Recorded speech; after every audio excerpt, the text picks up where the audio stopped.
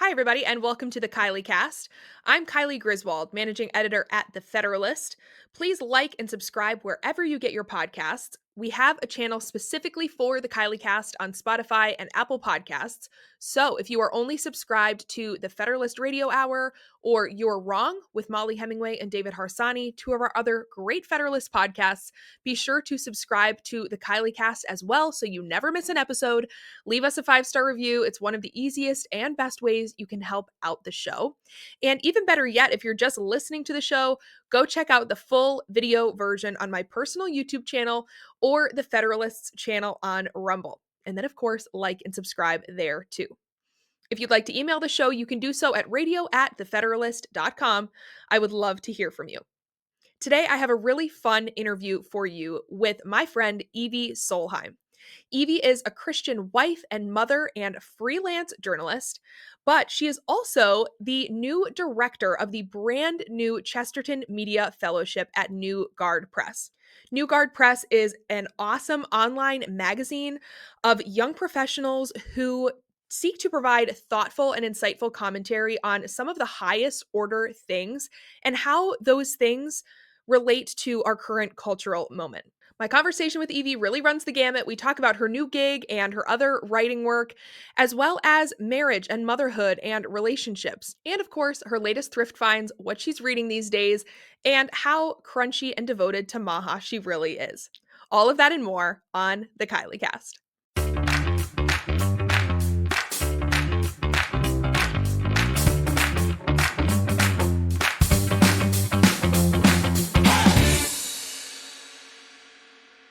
Evie Solheim, it is so great to have you on the Kylee Cast. It's good to be here. Thank you so much for joining me. It's so funny to even say your name as that because even though I've seen it a million times, I didn't know you as Evie Solheim. I knew you as Evie Fordham. And Well, yeah, I remember when you yeah. were KZ, not KG. So Yep. Oh, how things change. We were they just reminiscing change. before we started recording that we've known each other for a handful of years now, but I really don't remember even how I met you. You've just kind of always been a presence in my professional life. So fun to have you on the podcast. Oh my goodness. So in a good way, I hope. In the best way, in the best way. Yeah, it's just this, like, Oh, fixture. You are a fixture of DC and of yeah, everything great about thank conservative media, you. so, Thank which you. speaking of, you have a new gig. You are now, the director of the Chesterton Media Fellowship at New Guard Press, so we're gonna get into that in just a second because that's big news. But for people who you are not a fixture in their life, why don't you just tell listeners kind of who you are, where you come from, and how you got to where you are now? Yes, I'll keep it as short as I can. But yeah, I'm a North Carolina native. I went to Patrick Henry College, which many people may not have heard of, many people may have. But I studied journalism there, and that's what I wanted to do. I did some time in local news. I even did a stint interning at the Federalist, and I really did love working in breaking news and politics and just kind of cutting my teeth and getting to just know the characters in politics, right? Mhm. Mhm. Politics and business and media and all of that. But it was really fun to kind of, start my family, move a little further out from DC, and kind of get to play with freelancing and get to play with, editing and kind of become kind of an informal connector in like the DC or slash conservative media movement, which has been really fun. And people always have opinions on being a mom and career, and I feel like it's different for everybody. But a really fun thing about freelancing after becoming a mom is like I've had so many topics inspired by being a mom. Mm, So even one of mhm. my favorite pieces I've gotten to do was I interviewed people who had illegally attended home births in my home state because they have pretty Yes. strict laws on that. And it's just like people are willing to talk to you, and maybe their name's not on the record, but it was a really interesting piece and people seem to get a lot out of it. But yeah, that's what I'm up to. I have a newsletter about politics and pop culture called The Girls Guide. And yeah, I'm also happy to answer questions about my new gig with New Guard Yeah. Press. Yeah. Let's talk about your new gig with New Guard. So it's called the Chesterton Media Fellowship. What exactly is it? Yes. Oh my goodness. Well, and this is something I feel like you can relate to because you've been in media for a while, but we all remember our days starting out. It's really hard to get your foot in the door. Mhm. And, you know, you are young and you don't necessarily have a mile of clips and links to Mhm. speak for you. So really, Dugard Press, I've been watching them for a while, and I really appreciate that they are kind of that stepping stone for up and coming writers and up and coming journalists. They want to publish young people. They want to let them get into topics that matter. And so I was just keeping an eye on them and, you know, thinking they seemed really cool. I had Mhm. editor-in-chief Libby Krieger on my newsletter. I talked to her just about life and tips for interns and things like that, and just kind of kept up with them. And then I'll shout out Intercollegiate Studies Institute because I love them. And they had a big role in my coming to journalism. They had a big role in, I think, you know, Newgard Press and our founder, Bradley Haley, you know, getting their feet under them. But I'll shout out ISI because it just happened to be at their last like in-person event in DC that I get to connect with Bradley, and we're like, oh, we agree on a lot of things. I have a skill set they're looking for. I really have a heart for, you know, I just love helping people kind of level up their writing and kind of Mhm. feel empowered. Like, okay, I have a story. How do I want to tell it?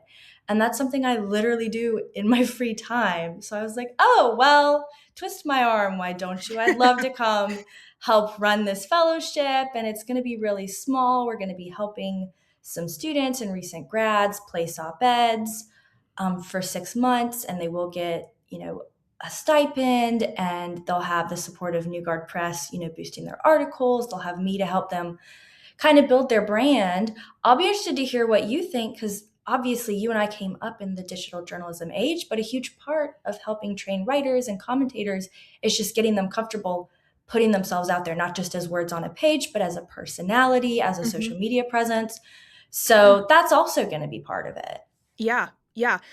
One thing that I think is really interesting about New Guard Press is that it's essentially like by Gen Z for Gen Z. I mean, not completely, of course. It has some millennial flavor in there too, and it's not just for Gen Z. Like this is for anyone. We But don't age discriminate, right, EEOC. right. We don't age discriminate. But no, you're hitting the nail on the head. But yeah, Yeah, continue. I'm like so sorry.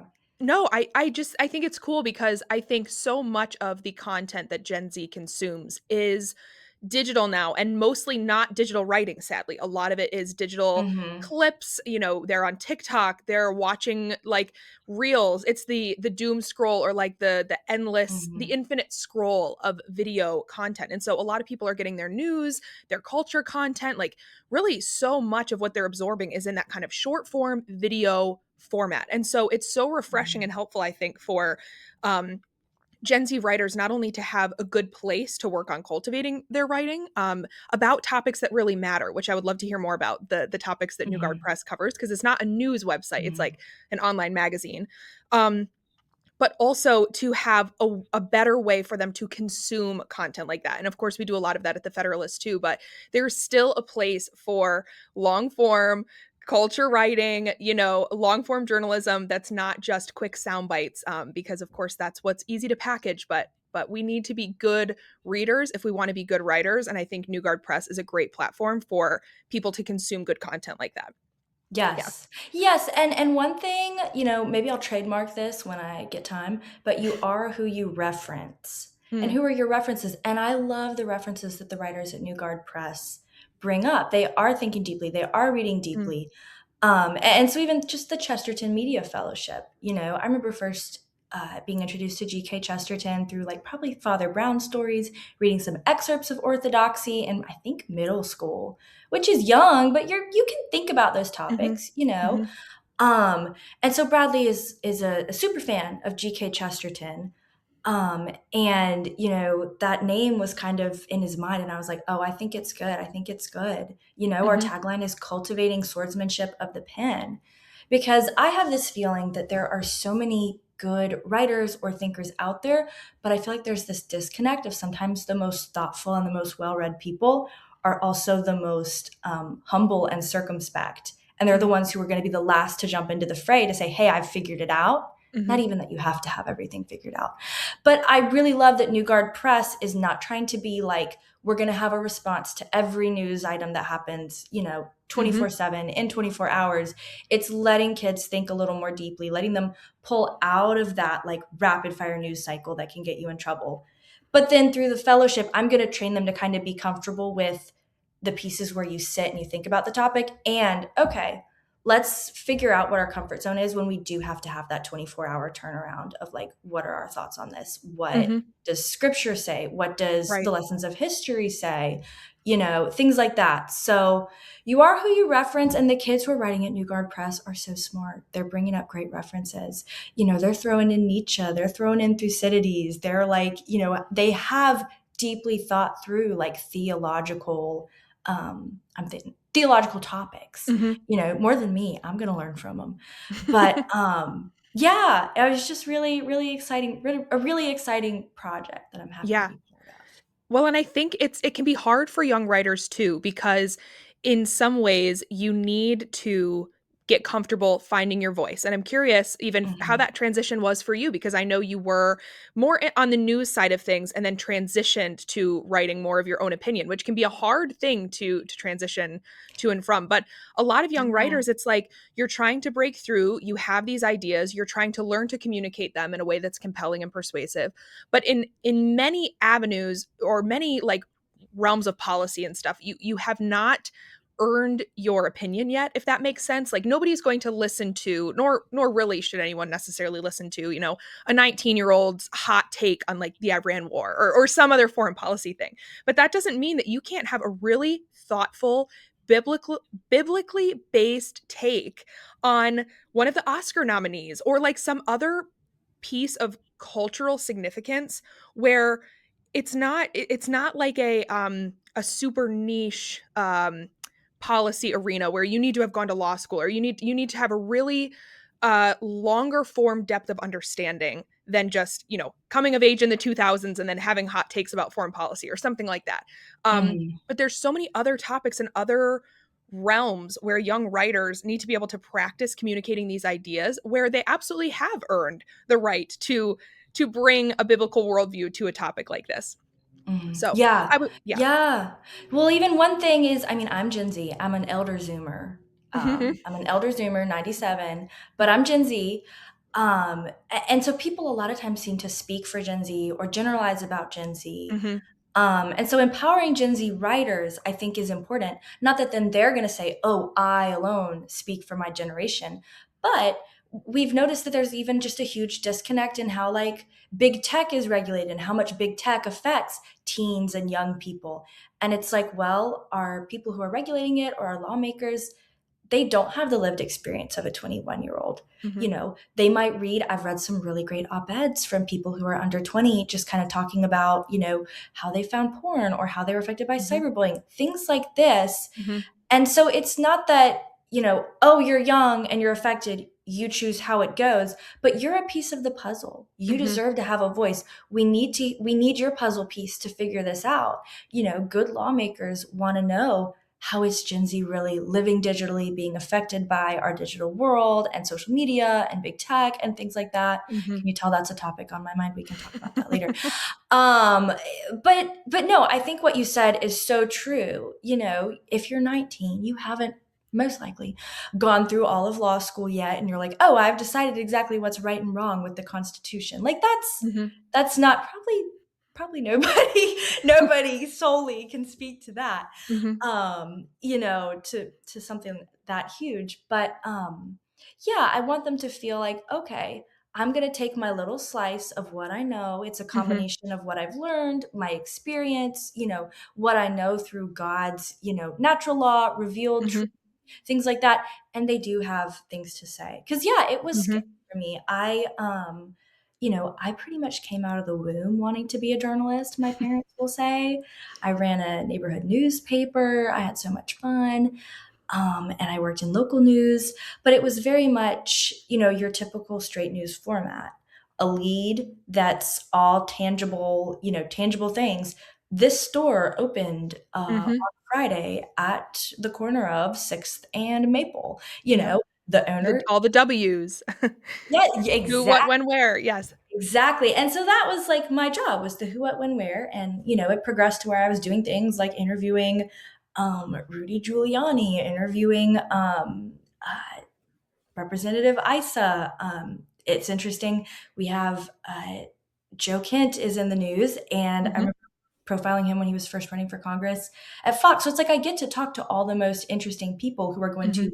continue making news, but I'm not inserting my opinion. You know, an interesting thing is people talking about, there's bias even in what you choose to cover. And I totally agree. I'm Mhm.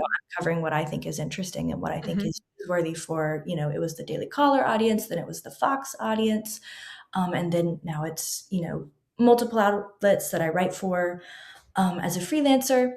But yeah, the switch into opinion and analysis was hard for me because I was very much trained of just the facts. Yes. But I'll be interested to hear what you think. Kind of something that was rolling around in my mind by the time I was ready to transfer into more of like opinion and analysis in addition to straight news was just like, if it's called commentary to use someone's actual biological pronouns, like if you're covering a transgender story, Right. if that's considered ideological or a form of commentary, then I guess I'm a commentator, even though I've Right. identified as straight news my whole life. Like Right. I'm going to call someone who is born a man and then decides he's a woman to get less of a prison sentence, like the weird stuff happening in the UK. I'm going to call him a he, Right. and if that makes me an ideological commentator, so be it. Right. I'm staying grounded in truth. Mhm. Labels can change. Right. I don't know. I'd be interested to hear Right. what you think about that. Yeah, I mean, we're all An interesting commentators time. now, right? If that's the standard, Mhm. and I Mhm. read the New York Times and I read the Washington Post and even now, increasingly the Wall Street Journal and other papers, and Mhm. it absolutely is commentary. Most of what's coming out of the straight news side of these publications is commentary, and you can tell based on where they put the information that's most important. Is it at the top or is it at the bottom? What kind of pronouns do they use? How do they Mhm. characterize things? You can tell in the headline, you can tell in the subheads, you can tell, throughout the article. And so I think, like, it's not that there does not exist straight news anymore, because I'm sure you can find it if you really look for it. But I think it's become more siloed by what set of facts do you operate under?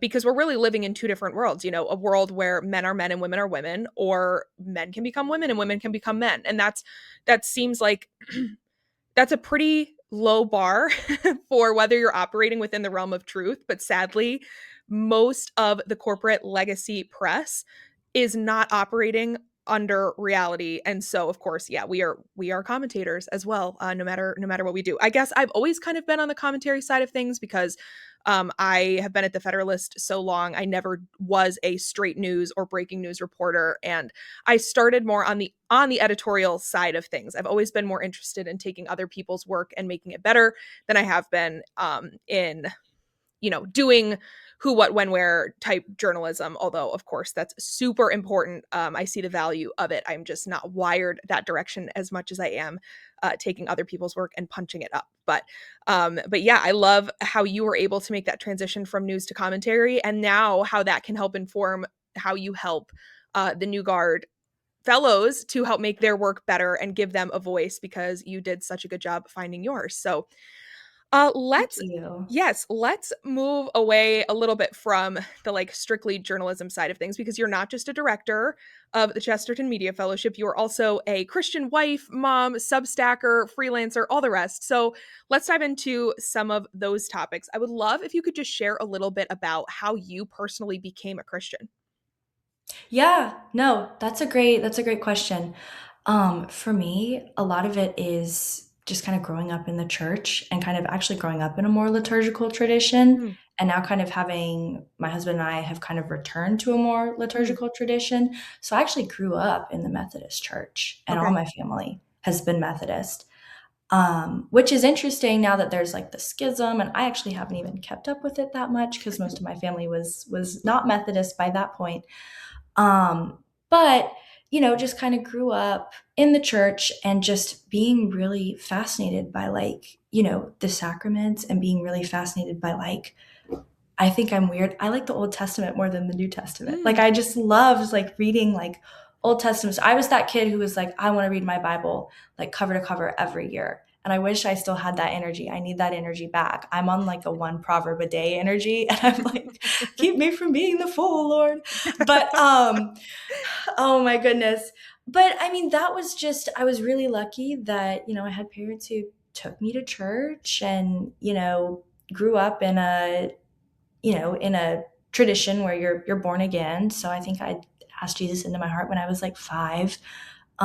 But I was just a kid who loved to read, and I loved to read the Bible, which I did not. Did I understand what was going on in Revelation when I was 10? No, I did not understand. But I have seen some really interesting stuff from people kind of pushing back against, oh, you have to find the perfectly calibrated like book, or if you're being more specific, like Bible book or theology book for your kids. No, let them read stuff they don't fully understand, because it's been a joy to kind of return to things, Mm, with my kids. mhm, That's been an amazing part of being somebody who's, lucky enough to be raised by Christian parents. Now I'm raising my kids. It's like we read our little illustrated Bible, and then somehow it always, something we read in there is lining up with whatever we're doing at church, mm, which is mhm. always so fun. But we're reading their little Bible, and it's like I'm able to get something out of that. So I think it's really beautiful, and I'm really grateful. I think we're in First Samuel right now, my Okay. kids and I. So it's all the like the book I'm reading with them. It's like a completely sanitized version of David and Goliath we just read. And I'm like surprised they even used the word like Goliath died. And my kids are both like, good story. And I'm like, y'all don't have any questions? And they're like, no, good night. So it's fun. But yeah, just really, really blessed in that way. Um, So cool to get but to see yeah. the Bible through their eyes, because it's been so Yes. long since we saw the Bible that way. So very cool to get Yes. to relive it through Even the if the youth. illustrations are not super historically accurate, you know what? They're cute. We're going with it. I don't know if they were wearing like red, purple, and bright blue. I don't know if they were vegetables. That's a whole nother topic. But anyways, yeah. But hey, if we're getting to the capital T truth, then the Yes. wardrobe is of secondary importance there. Yeah. Yes. Yeah. Yes. So how did you meet your husband, Nick? Yes. Oh my goodness. Well, Politico already scooped you on this. I'm so sorry to say. No, I'm messing. Um, Nick, my husband Nick, was profiled in Politico a while back, and they threw in a detail about how we met. But this was pre-COVID. Do you remember DC pre-COVID? Yeah, What a it was a time to be different world. alive! Just having fun, meeting people. You're allowed to go places. Anyways, We it had was the best crazy how time quickly. in We DC had a good pre-COVID. time. Yes, yes. Yeah. Oh my goodness. There was so much fun stuff to do. I think it's a really fun city to live in when you're Mhm, young. I really do think that. mhm. There's so much cool stuff to do. I would just go to museums by myself. Not often enough, but I just do it. There I was work so weird much to do. hours. I was Yeah, never there's so bored. much to do. Never Never. bored. Yeah, if you're bored, that's your own fault in DC. But yeah, so there was just a Twitter group chat back when it was called Twitter. And I think you and I were both in it. My husband was in it. It was just huge. And people would basically plan like get togethers, which were mainly trivia. Mhm. So we met in like 2019, to play trivia. Just this big group of kids. We'd all descend on this one bar. I checked, the bar's now defunct. It closed during COVID, but we would all descend on the bar and play trivia. And I was into it. I'm obsessed with trivia. I was like, I'm gonna win. And my husband was just there to see me. So he actually wouldn't even stick around for trivia. He would just hang out and then he would leave. And I was like, we need you. We need your baseball knowledge. Because that's like my one weakness. I don't know anything about baseball. But it was a good time. And so it's just kind of a low pressure way to get to know each other and all that kind of good stuff. Mhm. And by the time COVID happened and we realized like, oh, we actually really like each other, like we want to see each other again. We don't want to be social distancing from each other for the rest of our lives. Right. It was really good. But I really loved the friendship aspect of it that we had. And maybe this is terrible of me to say, because we were just friends. We didn't date for 6 to 8 months. If I'm like ever speaking to like some interns or something, I'll be like, don't worry. Or no, I'll say, I'm so sorry to tell you, but you may have already met your future husband. You don't just don't know it yet. And normally they're like, ew, no, the boys in our intern class are gross. And I'm like, okay, well, you never know. Hey, it's So true. That's how some of the best relationships are forged, I think, is just with that yes, friendship that just turns yes. into something a little more than that. So, yeah, Yeah. good stuff. Oh my goodness. And was Nick a Christian before you guys met as well? Yes. So yeah, I mean that's a huge part of his story is he's a Mhm. missionary kid. So Okay. I won't tell his whole story, but he didn't even spend his teenage years in the US. Okay. So pretty much 10 to 18, yeah, he was in Central America. Um, Wow. and so normally I let him talk more about that. But I Mhm. mean that's a Mhm. huge part of who he is, and he has a great Spanish accent. Their jaws drop when they hear his Spanish accent. That's crazy. But yeah, so it was really nice that that was also obviously a huge part of how we connected and Yeah. going to church together and things like that. Me literally changing. I think I was working Sundays at the time, um, but I would get off in time to go to an evening service at church, and then COVID happened, and churches just shrunk the amount of services they did. And I was Mhm. like, oh, I literally have to quit my job. Like, I need to Mhm. go to church on Sunday. So that happened. That was crazy. The Quit your churches job to, closing is yeah, something that I still yeah, just can't even believe happened. I mean, what yeah, a crazy that yeah. was And I wrote luckily a mine lot about didn't that at the time. close, but it was just, there were just less people in the city and they were like, we're just going to go down to our one Yeah. service. And I was like, oh, I have to Yeah. quit my job so I can go to church. But the Lord rewards you. That's all I'll say. The Lord rewards you. So very lucky I found another opportunity. Yeah, But it's the most yeah, important thing, so that has to fit in first. Yeah. yeah. Um, let's see. So, what now you have 2 children. What is your Mhm. favorite thing about being a mom? Oh my goodness. And also, I mean, how did your faith and your husband's faith, yeah, affect your approach to, like, yeah, deciding to have children? And then how has yeah, that changed your life? What's your favorite thing about it? Just all the yeah. motherhood questions coming your way. Oh my goodness. Well, another thing Nick and I will talk about. So very interesting. We've been asked to be like profiled by for like pronatalist stories and like stuff Okay. like that. Like people trying to write about that. And I'm not even going to get into like that label. I like the label. I'm like, yeah, babies are great. You know, I know some things come with baggage. We're both like, we don't know how to convey how privileged we both are that we have parents who are still together and like Mm, inculcated. Like we're yes. starting from such a like a plus up, which is Yes. not to say if you don't start from that, that the Lord can't, lead you, redeem you, all those kind of things. Right. We just felt so blessed. I think the beautiful thing is I have so many friends who didn't have the advantage of parents who were together or took them to church, and they are discovering that with their spouse, and it's so beautiful. Mhm. So I love it. Oh, I'm Yeah. gonna cry. But I think it's beautiful. Everybody's story is different, but we just feel so blessed, and we're like not sure. We're like we don't want to just sound smug and like boss people around, like do it our way or you're not doing it right. Mhm. Like we're just really blessed. Mhm. Both our kids have grandparents who we completely trust to love them and Yeah. lead them and nurture them. And it is, the longer you live, you realize that's rare and that's a Mhm. huge blessing. Yeah. So, anyways, I get emotional very easily.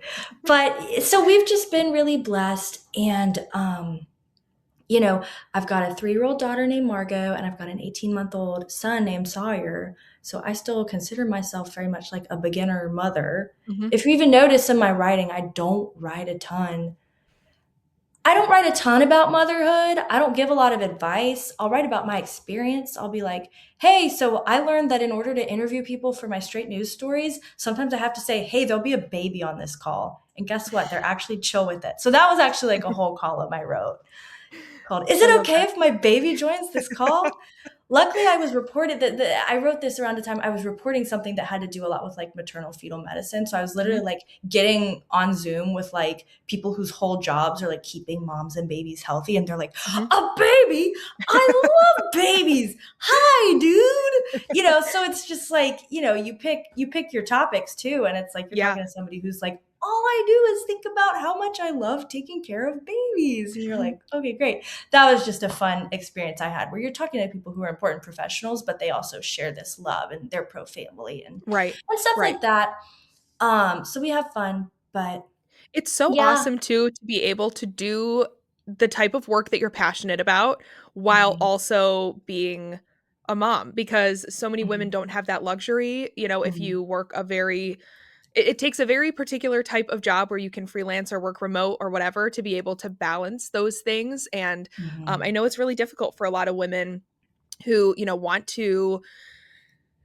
want to be there as much as they can for their children. They don't want to just dump their kids off at daycare and, and go to work to then pay for said daycare.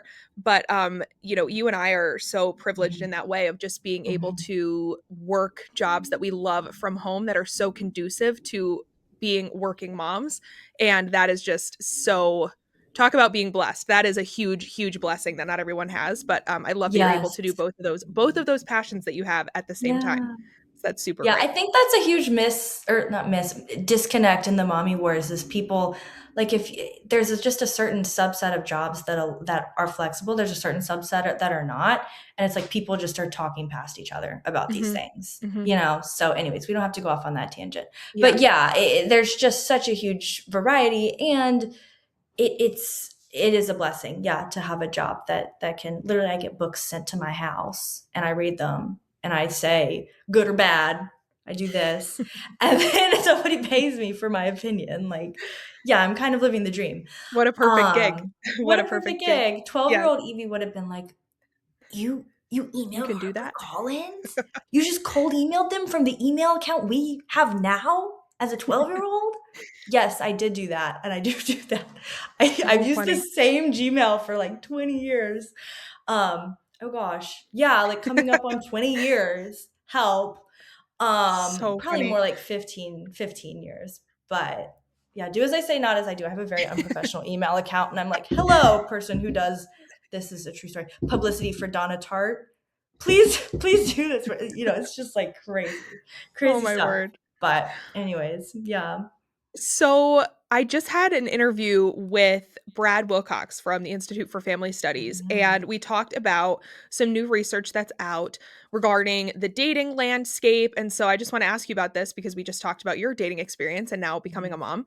Um, But we talked about the number of young people. I think it's the range was 22 to 35. So you're looking at young millennials or older Gen Z. That's kind of the cohort we're looking at here. So we would fall into that bucket.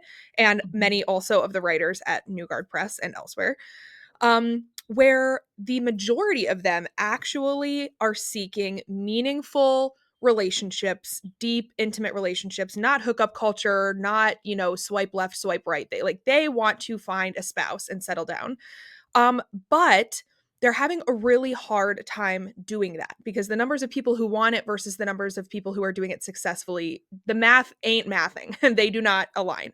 And so, what piece of advice would you have for young women or young men who do want this really good thing of finding a spouse who shares their worldview, shares their faith, and possibly having children, but hasn't quite found that yet? So I wrote an opinion piece for Newsweek years ago called Gen Z Wants to Slow Down Dating or something like Mm. that. I don't remember what they named it.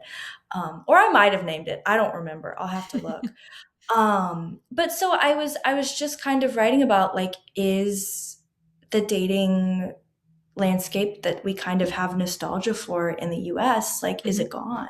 And the answer is yes. I think I started out quoting, there's like this tweet that's like, when you're a married millennial looking at the dating scene, realizing you caught the lost chopper out of Nam. And it's like, yeah, it's that serious. So That's like pretty. if Yeah. somebody's, isn't that funny? And also sad.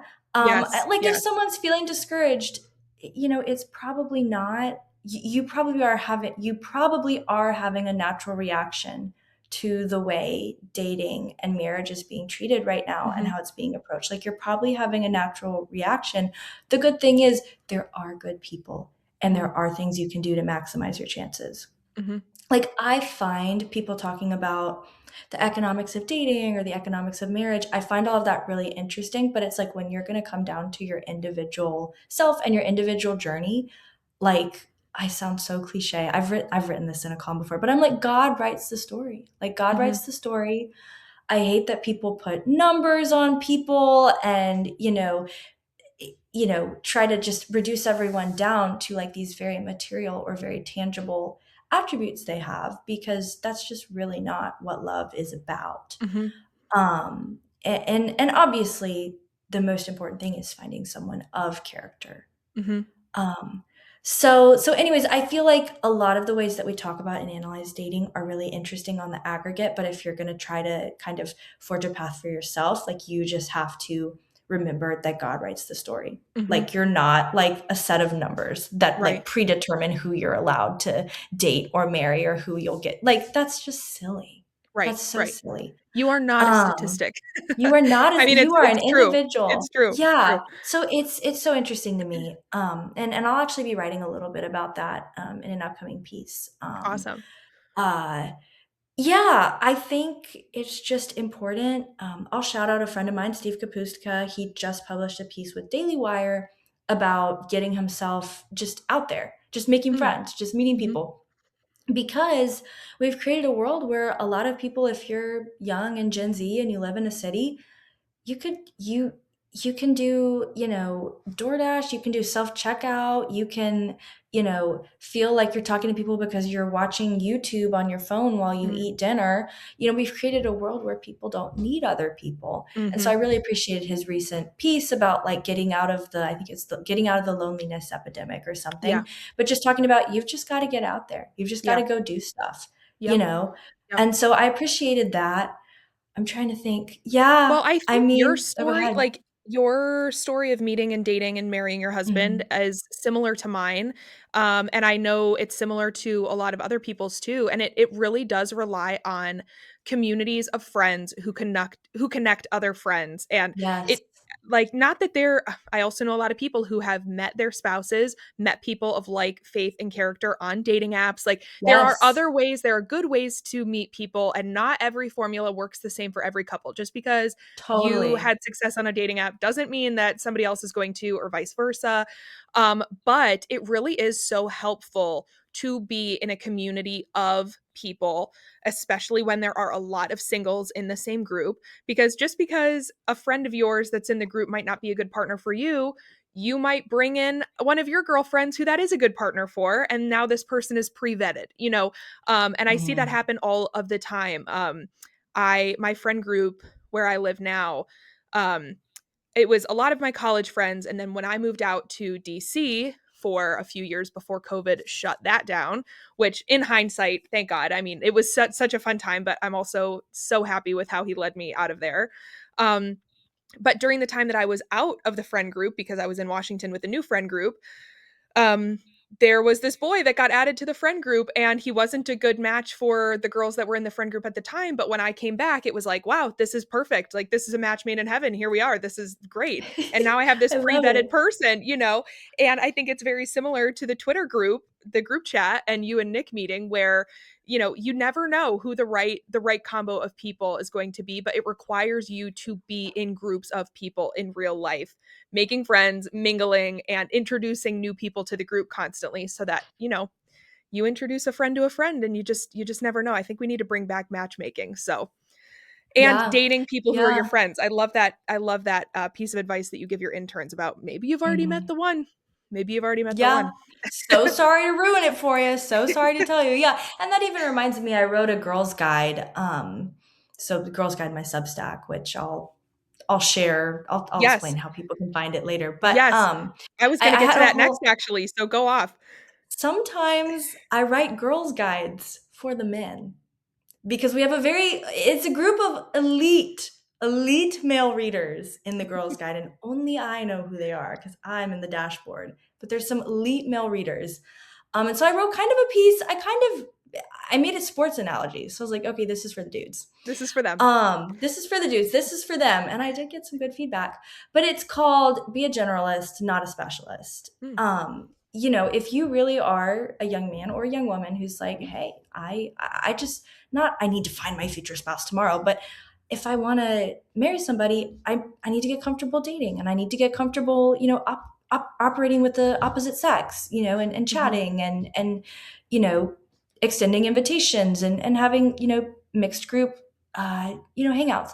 So Mhm. I wrote, I don't even remember what all my bullet points were, but be a generalist. I was talking about some different athletes who ended up being great at one sport, which I think could be the analog for marriage, but they played a lot of different sports that strengthened them in a lot of different ways Mm. before they got into their main sport.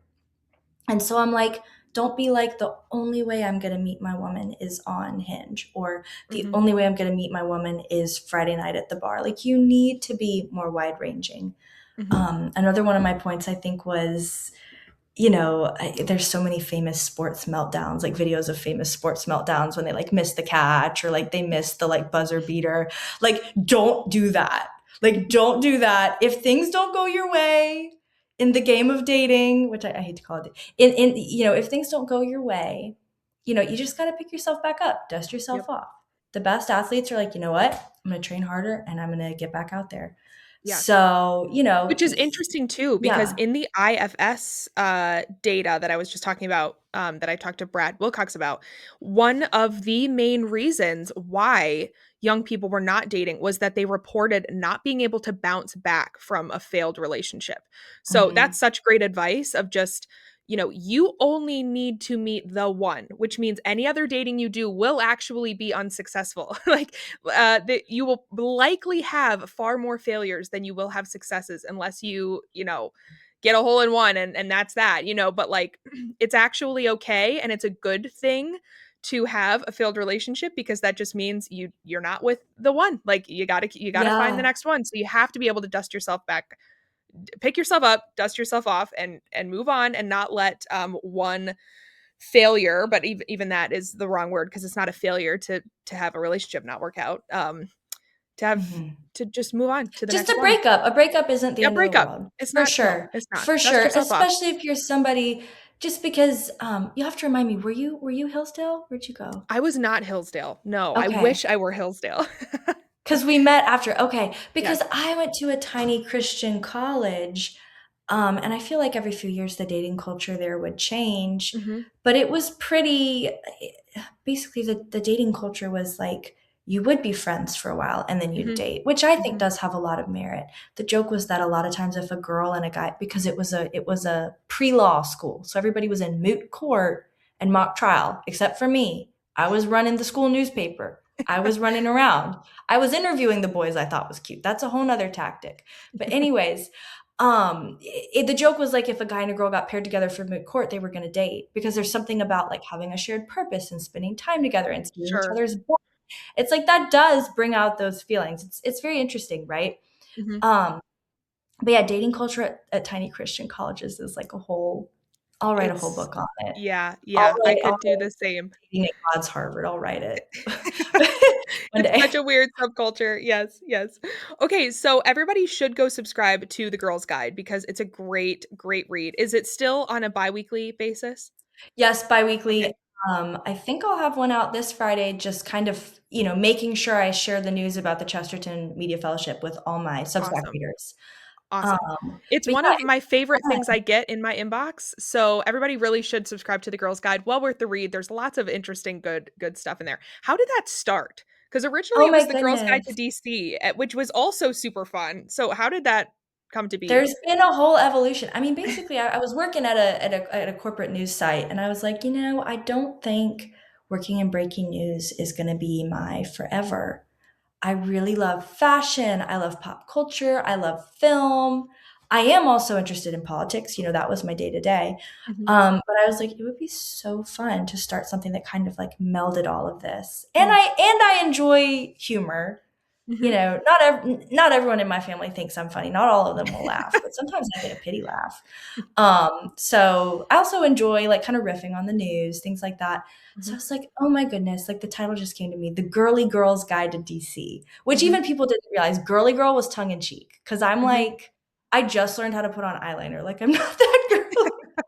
Like I love girly things, but I wouldn't say I identify as like a super girly girl or like glam or whatever. But anyway, so I titled it The Girly Girl's Guide to DC. I had multiple women inform me that they weren't girly girls, so they couldn't read it.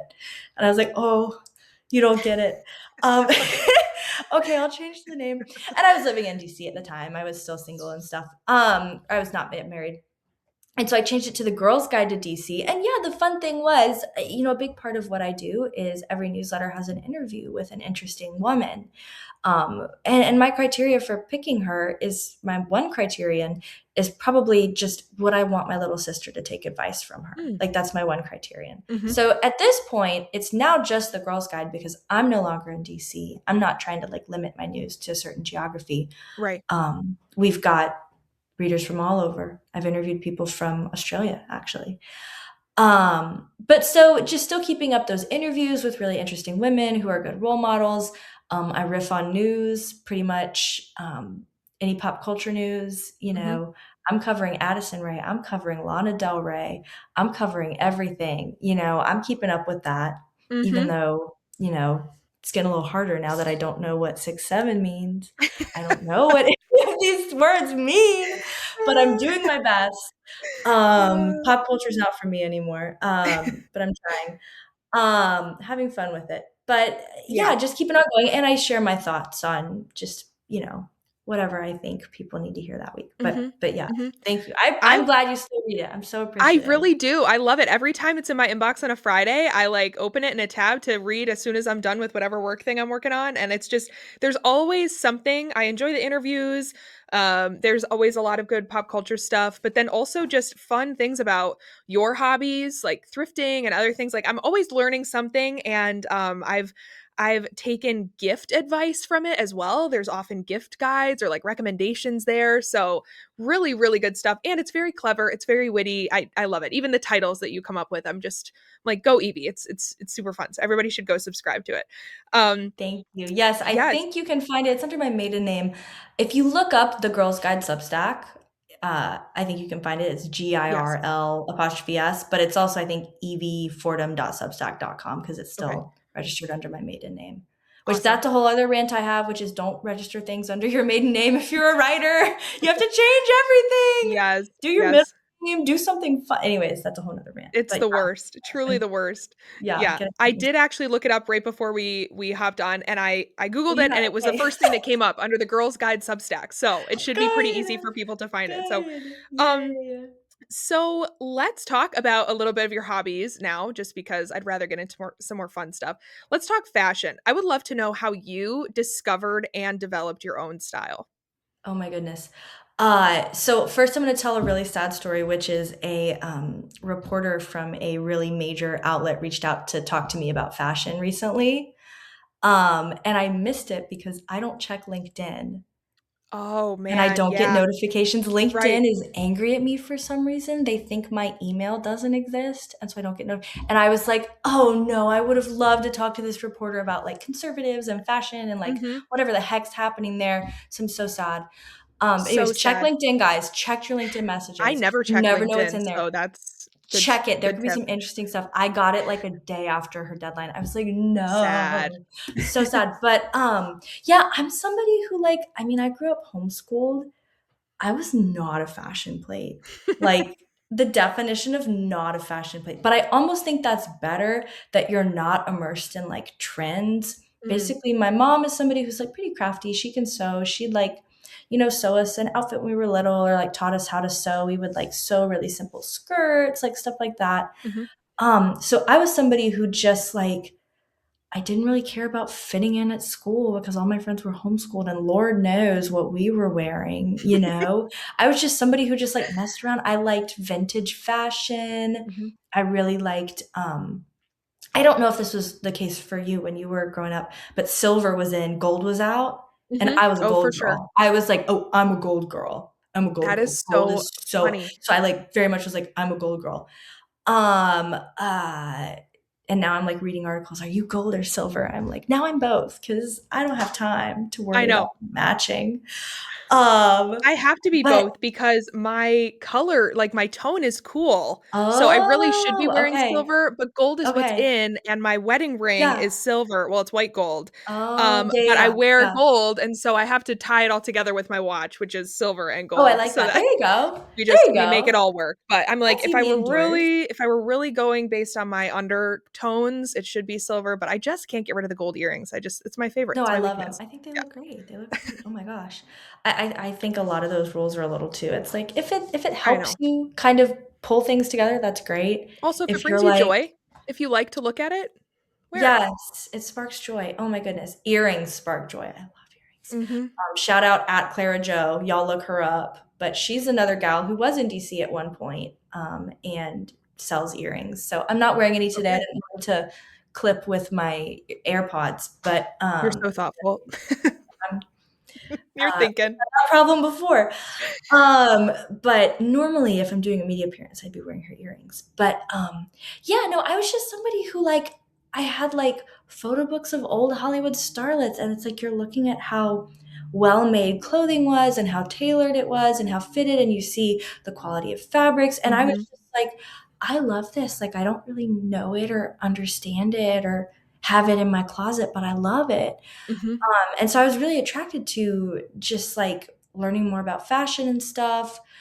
Um, was I practicing it? Not really. I was thrifting and thinking I was and trying to find stuff that wasn't polyester. Mhm. But the beautiful thing is, I feel like there's still so much good stuff at thrift stores. Like I always encourage Mhm. people, I'm like, don't be grossed out. Even the grossest ones have some gems. Mhm. And that's my favorite part is going to a really nasty, disorganized thrift store and being like, I found a gem. Look at this vintage top or this vintage. So just kind of like observing, because I think the downfall of fast fashion probably happened when you and I were like coming through, probably as Mhm. we were hitting our teenage years. Mhm. It's like everything started to become, you had fast fashion like at Target, and it was relatively quality. The seams Mhm. were in the right places. They Mhm. didn't unravel immediately. And I feel Right. like things have really fallen off, and it's really hard at a normal price point to find quality stuff.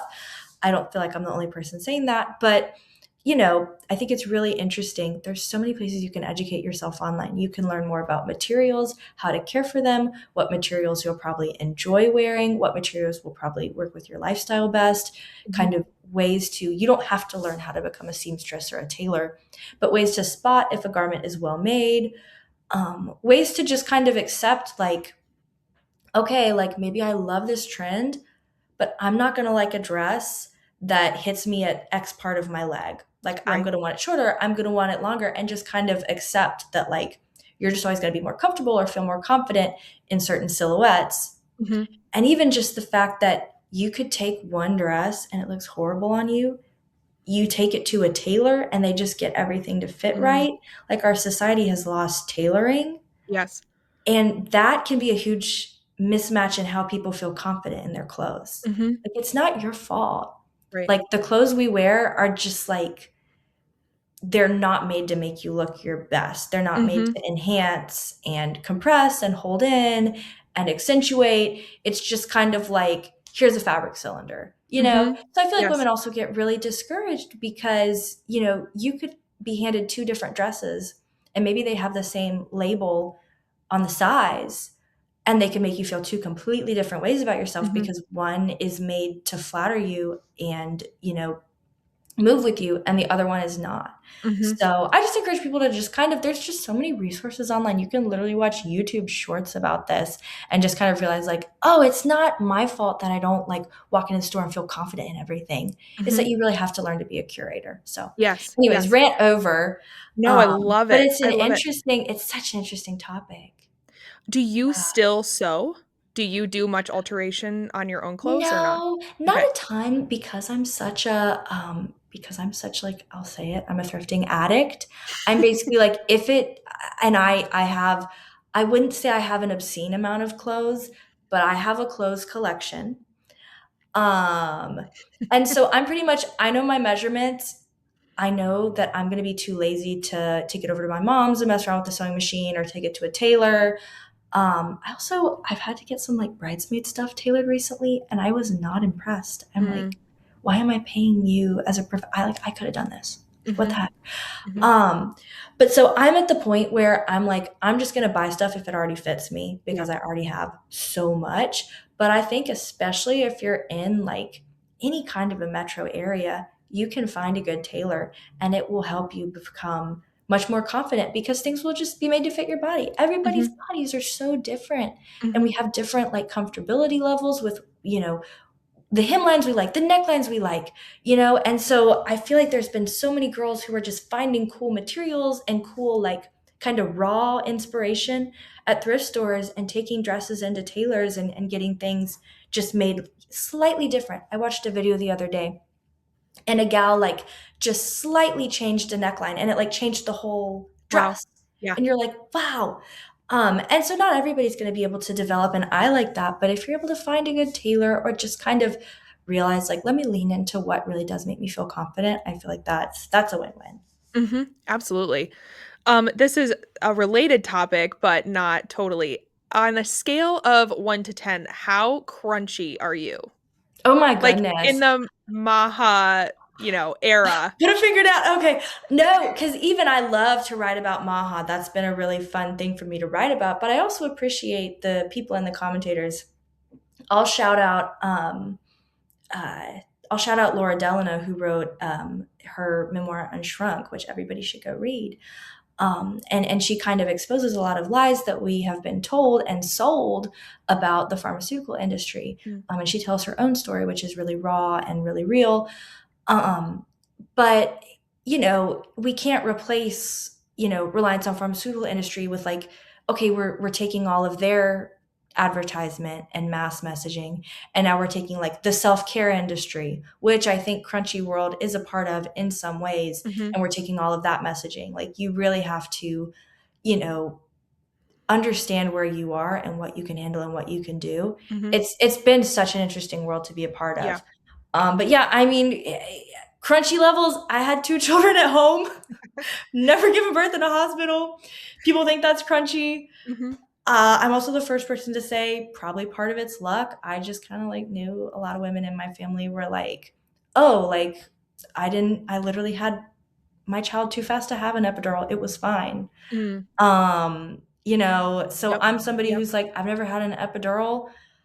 Uh, Also, maybe there'll be a time when I do want one. Like, let's just be open here. I've been blessed that, both my children were born and we were healthy. Um, uh, and I honestly feel like I am a crazy person for doing that. And I think if you approach it as like, yeah, I am a crazy person, you know, um, uh, it kind of cuts down a lot of the like tension. Yeah. So yeah, had two kids at home. I've written about it. I've spoken on podcasts about it. It's a topic I want to cover more just because people are really unhappy with hospital Mhm. birth centers. I feel like are a great happy medium, but they're also, for a lot of people in a lot of areas or at a lot of price points, they're not super accessible. Right. So that's another interesting thing. Right. Even quality midwives, that can be hard to be accessible. Mhm. Depending on where you are, depending on what your budget Right. is, most likely your insurance isn't going to cover it. Right. So it's tough. I'm sure you're thinking through all these things, Mhm. and it's just, interesting stuff. But yeah, the crunchy, that probably puts me up here. The fact that I will ride through and hand my kids McDonald's fries to eat in their car seats that are both front facing, that probably puts me down here. The fact that I will not wear polyester probably puts me up here, but then it's because it's more of a sensory thing and not Mm. even like I am So someone that who moves you back genuinely, down. that moves me back down because it's purely sensory. It's not like I'm like, the microplastics. I'm literally like, I am sweating. This doesn't look good on me. No, I've actually been so weird about polyester since I was a child. That I is guess so that's how funny. I You ended were up way ahead of the curve. crunchy. I was ahead of the curve. I was like, Mom, do not put me in that. I'm like 5 years. I'm like, Mm. don't put me in that fleece. I can't take it. But yeah, it's an interesting world. And so Crunchy World, I feel like Crunchy World, um, I am a big fan of Alex Clark. I think a lot of her podcasts are really informative. Mhm. And I think So kind of her helpful. messaging, so helpful. I think a lot of her messaging about MAHA as a voting block, I think is really fascinating. And I think Mm. it's worth people tuning into that. Mhm. I interviewed Mark Gorton, who is, at the time, I'm pretty sure he still is, co-president of the MAHA Institute, a big, like funder of the MAHA PAC, like RFK Jr. booster. And I kind of posed that question to him, like, is MAHA a voting block, like last summer? Mm. And he was like, yeah, yes, it is. And so it's really an interesting world to follow because, Mhm. um, obviously people are identifying a lot with RFK Jr. and that world. They're also identifying a lot with Trump. Some of them are becoming, I'm trying to think of the word, disillusioned, which I'm kind of like, welcome to politics. Mhm. But it's a fascinating world. So I'm excited to do some more reporting Yeah. about it. Yes. But I feel like people kind of the fever pitch of like, hey, let's all be purists. I feel like that bubble has probably burst. Mhm. But I feel like it's still really good for people to remember that like, um, you can chart your own course. Mhm. You know, Yes. like, Yes. you know, it's hard if you haven't like grown up that way, but you can take small steps and like do Mhm. something that's healthier for you. And sometimes Yes. literally taking your kids on a walk. Like, Mhm. you know what? You go. You get the Yes. you get the MAHA stamp, you get the crunchy stamp. Anyways, Yes. I'm very No, much periphery of these things, but I find it I interesting. think, yeah, getting away from the, purist mindset of it is so helpful Mhm, because you mhm, really can chart a healthier path for yourself and it's not an all or nothing. And I mean, mhm, I try to be as holistic and non-toxic as I can, and that just is constantly evolving. mhm, I was raised in a home where we kept our leftovers in plastic and then probably popped them in the microwave in that same plastic. And I mean, it was like very, very toxic home. We cooked on Teflon. Like it was, very we trusted doctors. We were totally like into normal pharmaceuticals, whatever. And I think a lot of that at the time was just, we just didn't know any better yeah, you than that. don't know what you don't know. Right. Yeah, And yeah. now, it started with getting rid of all of our plastic Tupperware. Now we store everything in glass. And then it was okay, we're not going to cook on nonstick anymore. Now we're going to use cast iron and stainless steel. And my latest is because I so love a Yankee candle. It's been getting rid of my toxic candles and moving to something that's more non-toxic than that, air purifiers. And so it's just like little things, and every time you make one swap, you integrate it, it just becomes part of your everyday life. And then it's like, okay, this is the norm now. So it's not hard to make that swap anymore because we're doing the thing. And then you make the next swap. And another one was seed oils. Like we cook in beef tallow now or avocado oil or Oh, some other yeah. oil. And I just don't even think about seed oils anymore. Whereas before it was like I couldn't imagine not, baking with vegetable oil. And now it's like the thought doesn't even cross my mind because we made the swap. Mhm. But the thought of doing it all at once is really overwhelming. So it's helpful not to think about being crunchy in terms of all or nothing. So I yeah. think so. Yeah, it can be evolving. Cause Yeah. even because even a big part of it is just well, I'll shout out your former Federalist colleague, Tristan Justice, for his book, which I Mhm. enjoyed, which of course I'm not remembering the title of, Fat which is and horrible. unhappy. Fat and Fat. Unhappy. Yes. Yes. I Yes. will review an entire book and then I'll go, I don't remember the title. It's So funny. horrible. It's horrible. Mm. But I remember, but just talking about how far afield of the way we're supposed to be treating our bodies, we're treating our bodies in industrial society. Mhm. And you can't reclaim everything because guess what? There's also advantages to industrial Mhm. society. I Right. like not getting eaten by a bear. I think that's really good for me. So it all balances out. Mhm. But Mhm. Yeah. yeah, yeah, that's a good point. Okay, speaking of books, because I this is going to be my last thing and then I have to let you go because we could talk for hours, but we've taken enough time. So, I want to do a couple of rapid fire questions to close out. What is the best book that you've read in the last 6 months and what are you reading right now? Oh my. Well, let's start with what I'm reading right now because it's hard for me to pick. Okay. I've got some I like to call them like my like review copies. So I've got a couple books.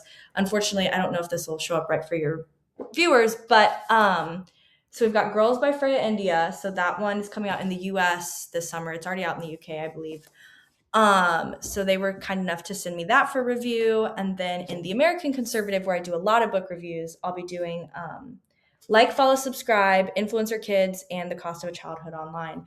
And this one, fascinating, good journalism. Read it. She's on Substack for Tessa Latifi.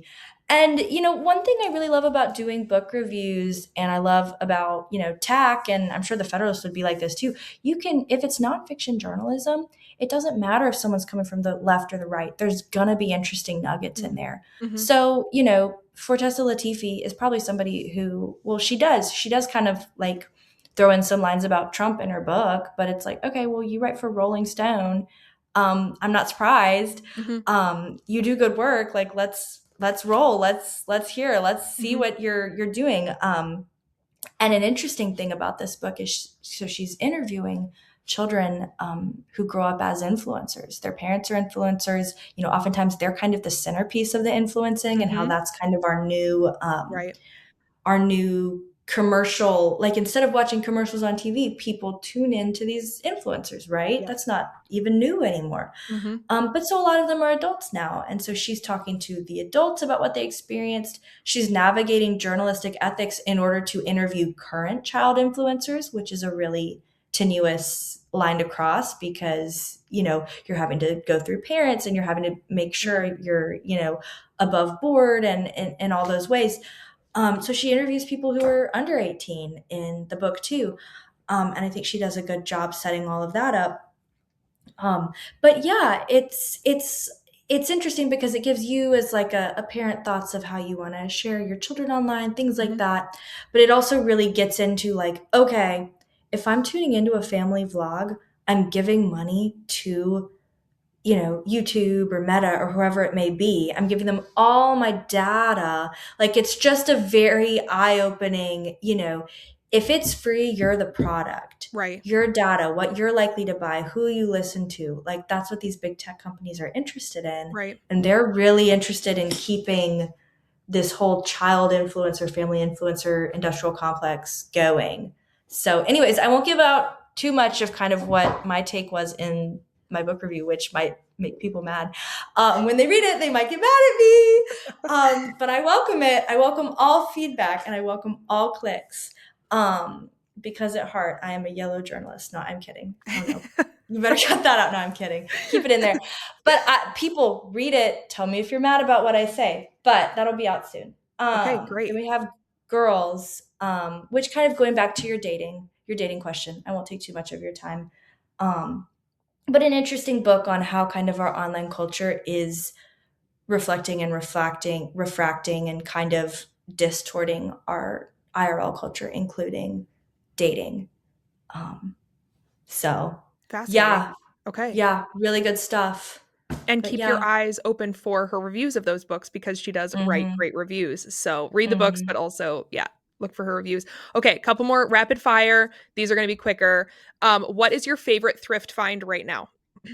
Ooh, so I just got into eBay Okay. because you can find better stuff, and so I will, like, visualize what I want, and I was like, "I want, like, a Christmassy red, like, plaid, but, like, pretty long, like, shirt dress, because I feel like anything with a collar, you feel more polished. Hmm. So I found this like vintage Elizabeth Lauren, like red plaid, 100% cotton dress. And then I found like the perfect belt to go with it. And I look like I'm from the 80s and I don't care. I It's a love it. good look. But unfortunately, I bought it after Christmas. I think that's why I was able to get a steal on it. So I have to wait until next year to wear it to Christmas parties Sad. because it's like it looks like Christmas wrapping paper, but like in the best way. So that's a fun one. I'm counting eBay today. I'm being generous. I'm counting eBay as thrifting. Wow, But eBay. I love that. You are so into eBay, like decades after everyone else was into yeah, eBay. So I exactly. love that. I love that. Exactly. I'm What finally are on you my eBay arc. love? What are you watching right now? What am I watching right now? Ooh, you know what I actually do watch? Abbott Elementary. Do Okay. you know what I'm talking I about? know what you're talking about, but I don't watch it. Yeah. So, It's good. I just started watching season 5. I will just put that on and fold laundry. okay. And I like that the gal, I don't remember her name. I should remember her name. I only know her character's name. But so the gal who plays the main character, I'm pretty sure writes the sitcom. Like she's kind of the Okay. showrunner, I'm pretty Okay. sure. No, it's Quinta Brunson is her name. Okay. So she's around. She does SNL, I think, and she does all kinds of things. But Nice. so she writes it. Uh, the guy who played Everybody Hates Chris, the guy who played Chris and Everybody Hates Okay. Chris years ago is also, he's the best part of it. But I'm enjoying it. I don't feel like season 5, like they've kind of put everybody through everything they can put them through. Season 5 has been a little bit like off the wall. I'm like, would people really do this? Would they really get into like a blood feud because someone keeps running the teacher's lounge dishwasher with one dish in it? Is Hmm. that really the plot point we're going to Right. go with? Right. But watch some of the early seasons. I think it's funny. I enjoy Okay. it. Love it. Yeah. Um, let's see. Your favorite candle scent. Oh, okay. So I'm going to confess that I actually grew up in a really crunchy house and it was like an anti-fragrance house. Okay. Like See, look genuinely at people you. are You were coming. so ahead of the curve. I literally grew up in like an anti-fragrance house. I'm like, so now I'm like really weird about fragrances. You were I'm so trying ahead to of the think. curve. Your crunchy score, it just went so far back up Well, again. part of it too, my mom and I both think that we just like genetically don't have much of a sense of smell. So it's also like Hmm. not something we miss a lot. Like I'm just not a smell person. Is So that you also weird? had COVID nose way before anybody else I did. did. Yeah, COVID hits and I'm like, y'all are just experiencing what I Welcome to experienced. my No, world. Yeah. yeah, I have a sense of smell. I'm trying to think of what I like. I will like a warm vanilla sugar. I'll like a Okay. whiff of that. I'll Okay. like a whiff of that, but then it's like a too rich dessert. Then I like Yep. smell it for more than 2 seconds and I'm Okay, I'm like, done. ugh, I'm sick. Uh, So it's a good so time. But funny. yeah, no, join me in my horrible, sad world of no fragrances. Okay. Okay. Well, more Don't and more people are actually. trending that way. So Do what yeah. makes you happy. Okay. Yeah. How about Mm. your go-to coffee shop order? Oh, so we have a local shop out where we are that just got matcha. So Oh I my had an gosh. iced matcha recently, Yes. and I was like, "Oh, this is not your Starbucks matcha. This Yeah. is really good." It had like some honey and some vanilla Mm. in mixed in there with the milk, and it was like iced, and it was a day that was actually warm, and I was like, "Oh, this is really good. I'm moving to LA. I'm Yeah. gonna become marijuana girly or whatever that is." So I was like, "This is good." But I yeah. have always liked matcha, but that has been my go-to drink at my local coffee shop. They make it so well, and Okay. I cannot get enough. It is the best Yeah. matcha I've had. It's They put delicious. their he was put our friend owns the shop. He was putting his whole soul into making sure it was good. I was like, "Oh, this is really Hallelujah. good." Love that. Yeah. Okay, very last question before I let you go. What is your favorite Twitter follow? Oh, goodness. Oh, that's Or such a maybe good question. one of your top 10. Somebody that you You learn a know who lot I'm from or that you think is enjoying? funny. I will shout him out, because I just think it's a question that people have, and I feel like or an issue that people have. I will shout out Bobby Fion, who came on my husband's podcast recently, Moment of Truth, and he's at the American Housing Corporation. Okay. And so they are like actually figuring out like, hey, let's make pro-family housing and let's Hmm. put it in places where people want to live and work. And let's make it affordable. So his Twitter goes crazy. They do lots of, explainers and events and all kinds of stuff. So like, I find it very fascinating. I think it's fascinating when people just get in there and start doing things. So Yeah. I'll shout out Bobby. Yeah. Um, Amazing. because he's actually got his face on there. I'm like, actually, some of my favorite Twitter followers are probably just like people who like their profile picture is like iced coffee, and they're like, I had a bad day, and then they have like you're like, oh, I'm laughing. Thanks, reincarnated spirit of Norm Macdonald. Right, right. But yeah, I'll shout out Bobby. Bobby's got a good ex, and he's really Okay. positive, and Awesome. I feel like it's just nice to have somebody with a positive vision, right? Yes. Which Yes. is, to tie it all back up, what we're doing at the Chesterton Media Fellowship. Yes. Yes. We So want people where to can put forth people positive vision Yes, where for can their house. people find the fellowship or apply to the fellowship?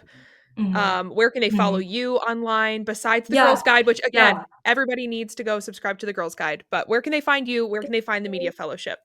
Yeah, so I'll give myself first. I'm at Evie Solheim, so EVIESOLHEIM. That's on Instagram, that's on X. And yeah, follow us on New Guard Press. You can get in touch with me. I'll give you my email, Evie, Evie, at newguardpress.com if you want to apply to our fellowship. We've already got a pretty strong class that we're going to be parsing through in the coming days, but it never hurts to put yourself out there. So get in touch with me if you Awesome. think you'd be a good fit and you'd like to do a 6-month fellowship and have your op-eds placed at impressive outlets.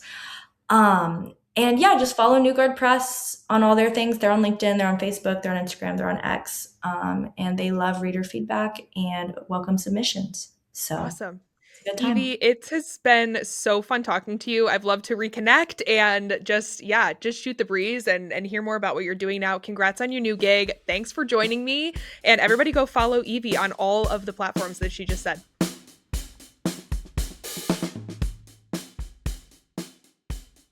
Thank you so much for tuning into this week's episode of the Kylee Cast. If you haven't done so already, please like and subscribe wherever you get your podcasts. Leave us a 5-star review. It is truly such an easy way that you can help out the show. As always, I will be back next week with more. So until then, just remember, the truth hurts, but it won't kill you.